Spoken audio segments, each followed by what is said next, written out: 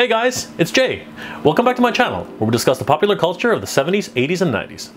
So today, I want to look back at another wonderful cartoon, which I used to watch when I was a very little kid. It was written by Oscar Wilde back in 1888. It involved a prince and a swallow. Today guys, we're going to look at The Happy Prince.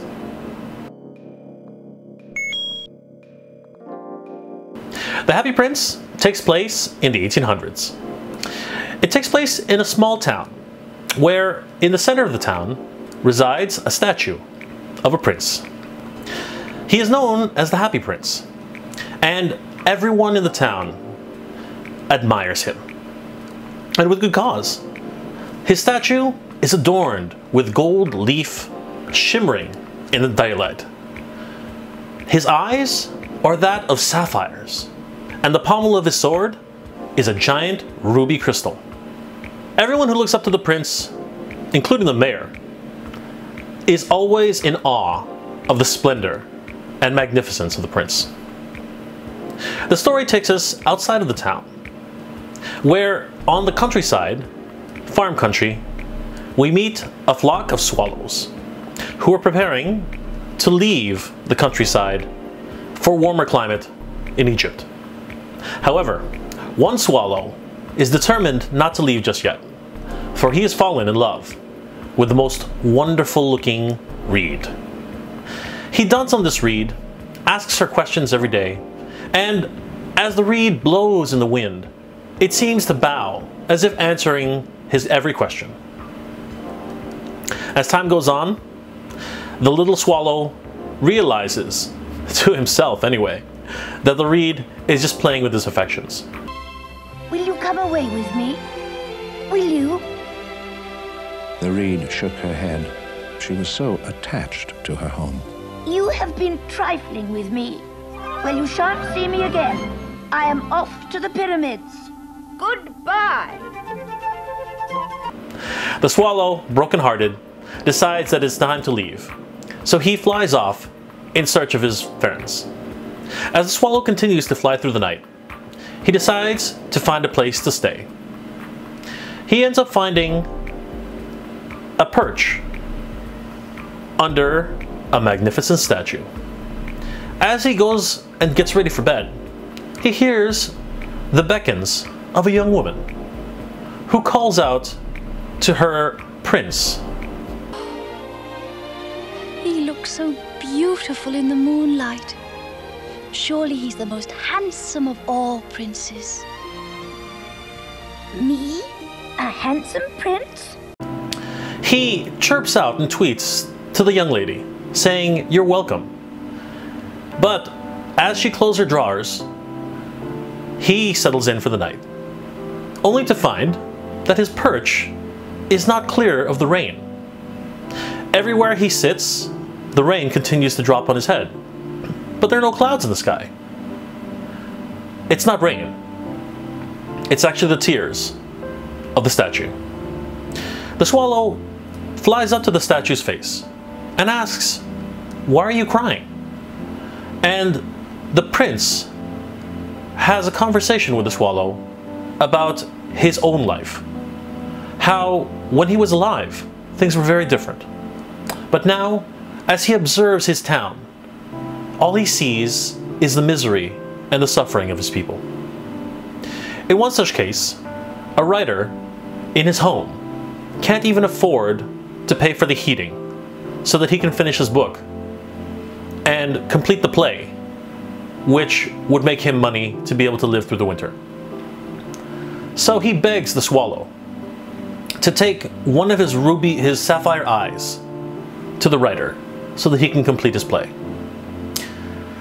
The swallow, somewhat perturbed by this idea, goes along somewhat unwillingly and plucks out the prince's eye.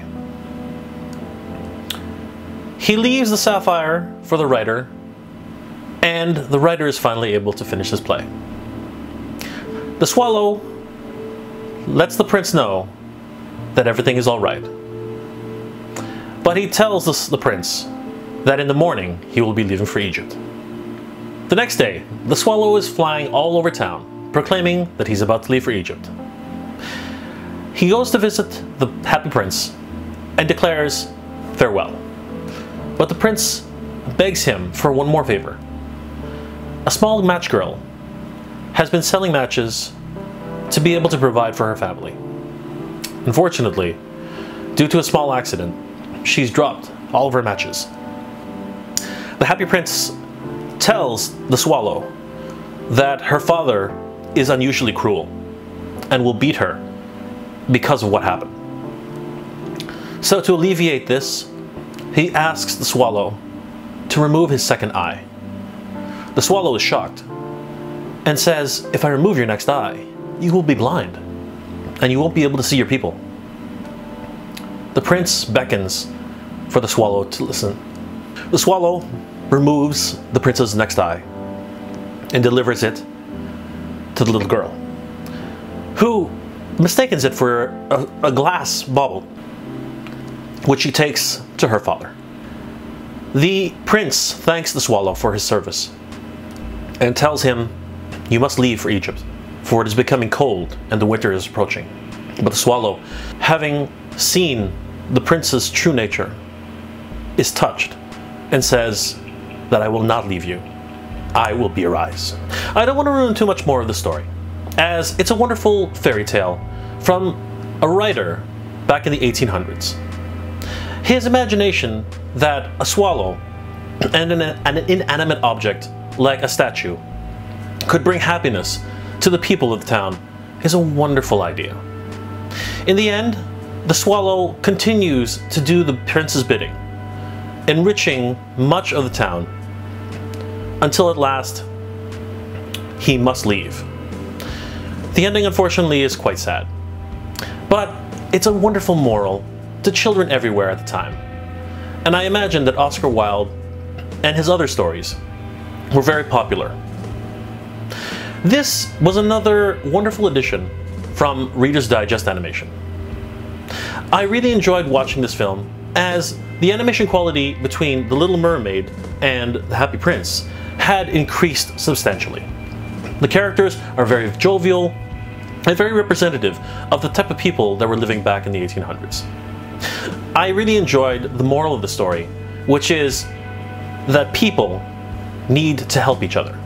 And in this case, it's a swallow following the orders of a prince, who, in his lifetime, probably wasn't nearly as giving as he could have been. The Happy Prince was produced for Reader's Digest Children's Classics and was directed by Michael Mills. The Swallow was voiced by Glynns Johns, and the Happy Prince was voiced by Christopher Plummer. If you'd like to have a look at the Happy Prince for yourself, I would suggest looking on Amazon or eBay for any videotapes that might be on the secondhand market. Unfortunately, I don't think that there are any digital copies on DVD or Blu-ray. Well guys, that'll about do it for my look back at the Happy Prince. I would like to announce that I've created a couple of social media pages for Instagram, Twitter, and Facebook. If you guys would like to follow me, please do, as I would really love to connect with some of you outside of YouTube. I love reading your comments and would love to engage in some other conversations about collectibles, 80s culture, and other things that really fascinate me on those platforms. If you have any comments or suggestions on anime, comics, collectibles, toys, or anything else you'd like me to review, please leave that in the comment section below. And consider subscribing and sharing this with others who you think might enjoy it. Well guys, as always, thank you very much for watching. Check out some of the other episodes I've done. You can also follow me on Facebook and Twitter.